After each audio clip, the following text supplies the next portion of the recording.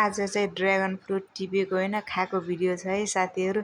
हजुरहरूलाई कस्तो लाग्छ हेरिदिनु होला पुरा भिडियो। अनि मैले चाहिँ यो रातो ड्र्यागन फ्रुट चाहिँ मजाले रातो पनि सेतो पनि मजाले बुट्टामै पकाएर टिप्छु कि अलि दिन राखेर। अलि छिटै टिप्दाखेरि अमिलो भए जस्तो लाग्यो मलाई अस्ति न, त्यही भएर अलि दिन राखेरै टिप्छु। मैले टिकटकमै कता देखाएको थिएँ, फेरि अलि ढिलोसम्म राखेपछि फुट्छ के हुन्छ, किरा लाग्छ के हुनुभएको थियो। मेरो फेरि केही हुन्न त्यस्तो, मजाले टिप्यो भने कति रसिलो पुरै रसभरि भुइँमा चोएर कस्तो भएको थियो कि पुरै काट्दाखेरि चक्कु पनि रातै हात पनि रातै।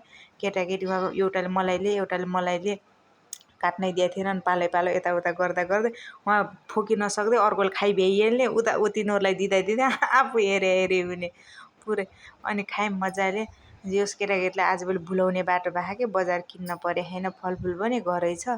अनि मुखभरि पुरै रातै बनाएर कपडाभरि चुहाएर कस्तो पाखान् केटाकेटी पुरै रातै भएर कलर खा जस्तो भएको के यो रातो ड्र्यागन फ्रुट खाँदा चाहिँ। जस मिठो भएको छ, मलाई त सेतो पनि मिठो लाग्छ रातो पनि मिठो, त्यस्तो खासै फरक मानेन घरको भएर हो कि बजारको कस्तो हुन्छ कुनि, मलाई त मिठै लाग्यो दुईवटा।